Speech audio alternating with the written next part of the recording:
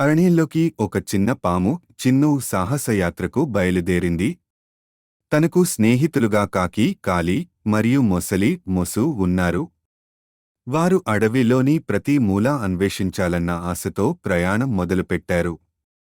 మొదటగా వారు గొప్ప గుహలోకి వెళ్లారు.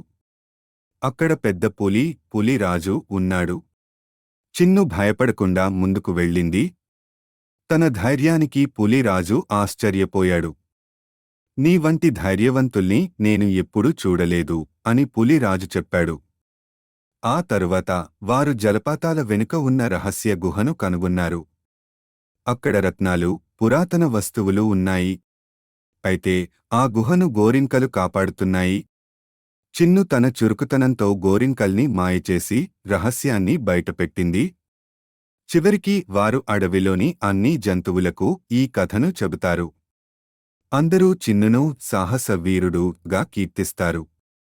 ఈ కథ ద్వారా మనం తెలుసుకోవాల్సింది ధైర్యం, స్నేహం, ఐక్యత ఉన్నప్పుడు ఏదైనా సాధ్యం.